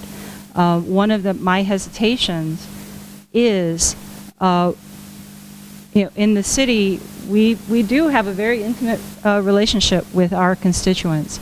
And once it comes on to a larger level and a municipal level, there is a feeling of loss of voice, loss of being heard, that I think people and myself are very fearful of. So I'm just hopeful that these types of things will be addressed. I also think it is imperative to think about answering the questions that has often brought forward in terms of money and savings. We hear this with regards to TCAT, we hear it with regards to the Sheriff's Department, that city property owners pay twice for these services. We pay in our county taxes and we pay again in our city taxes. I would be interested to know, for example, I was told as an elected official that what the county did do to try to balance that inequity out is that we in the city actually get more in our sales tax than other municipalities, because the county recognized that city property owners were double dipped in that way. So fleshing that out a little bit more so that we can tell to our constituents and explain in terms of these cost breakdowns would help address these notions that city property owners have, that we are paying so much more for services that we don't get benefits for. And that would be helpful to include in these studies. So I want to thank you for all your work, and this is a very interesting intellectual process. We will, as Ari said, this is a big question mark, but I wanted to thank you for your time. Thank you. Hi. Am I speaking in? Yeah, okay. My name's Roberta Wallet. I live in the town of Ithaca, and I spend a lot of time in the city of Ithaca, feeling, in fact, more connected to the city, and I've been working with the group that's working on the anti-bias training for the police officers in the city. I have no connection at all to the law enforcement in the county. And I swear if I needed them, I'd have no idea even whether anybody would show up.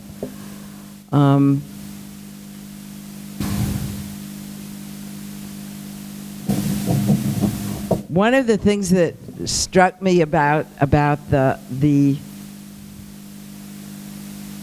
lack of catching that glitch in these surveys about people who were retired and then they couldn't follow through. Well, probably nobody that's working on in your group is retired.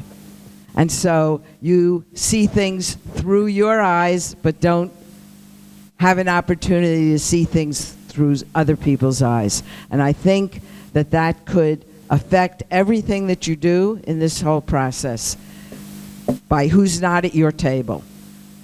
So I am just repeating that again, that I am seeing the places that you don't see, the issues that are of concern to people who live in this community.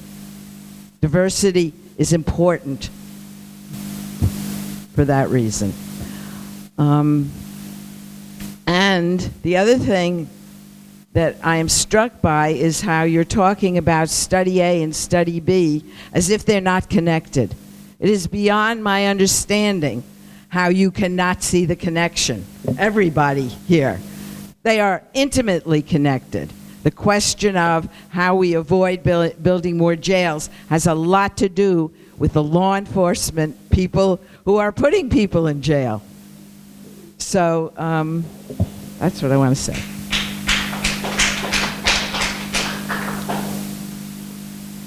So we've got the room for another 4 minutes, which means there's probably time for one more question. my name is David Nutter. Is this on? I live in the city of Ithaca on Cliff Street. Cynthia is my representative. She's great.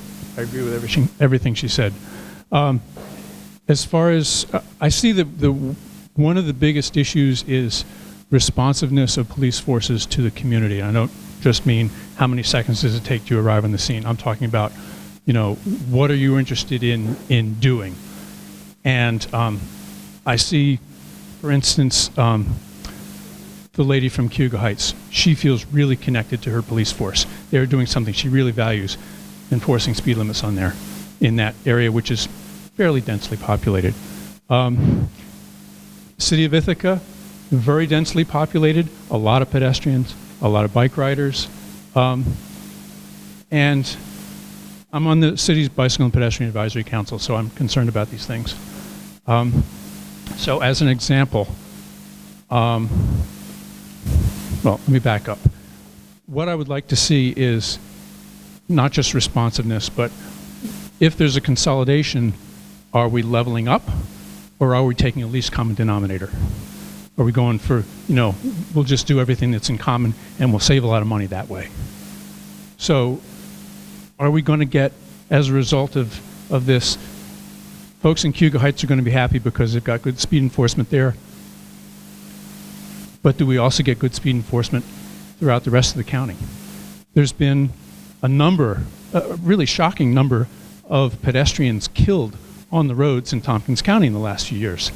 And the way it seems to me is they're treated like hitting deer. There isn't really any consequence to the drivers. The drivers say, oh, I didn't see him. Well, one of the principles of driving is you don't drive through a place where you can't tell that there's not a person. That seems pretty basic to me. And I don't see there's a lot of enforcement countywide towards pedestrian safety. So I would like to see a leveling up of the services that are happening, rather than bringing them all down. But I also want to see a maintenance of connections to the community. I know there's a lot of effort that's been happening within the city of Ithaca. I hope it's been happening at those other police forces. I don't know. But if there's one huge police force, how are those other communities going to feel like they're connected? How is the city going to feel like it's connected if it's one half of the whole thing rather than a whole thing? Thank you. Thank you for those questions, and those are certainly things that we'll look at as we move forward. So we have one more. I don't know how hard a stop we have. Hi, my name is Fran Spadafora Manzella. I live in the town of Ithaca. I work in the city of Ithaca and spend a lot of time in the city of Ithaca on a number of community initiatives. I'll make this quick.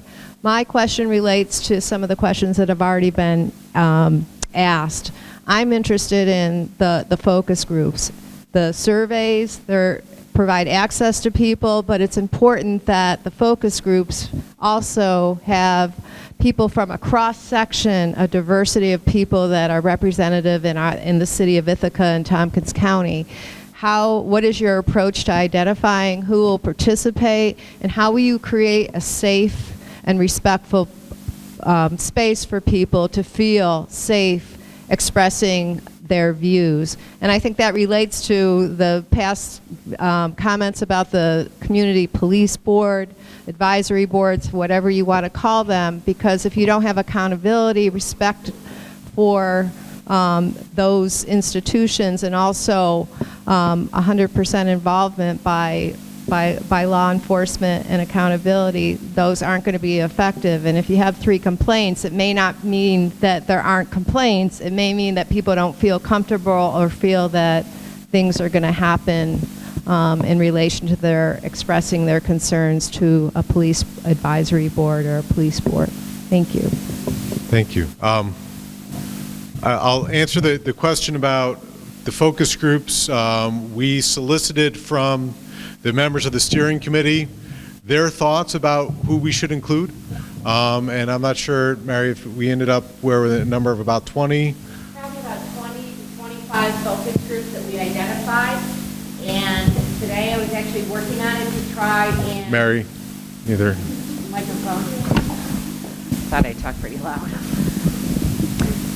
Yeah, to try and identify who the actual people from each of these groups would be.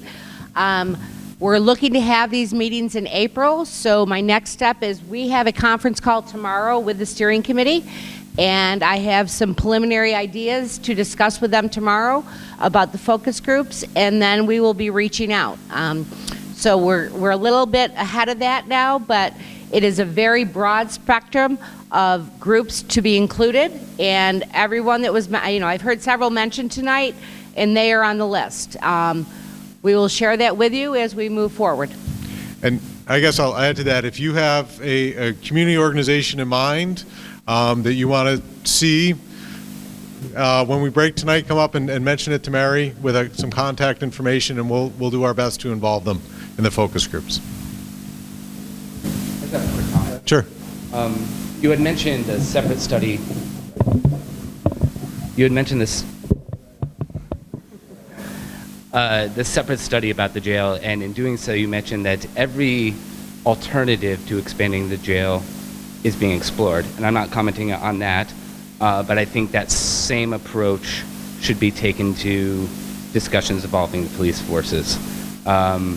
You want to talk about efficiencies and cost effectiveness. Well, we should be doing everything we can to reduce the role of the police in our communities, reduce the funding for the police, and put that money towards addressing the real social issues that we're facing, towards agencies that will actually be helping people.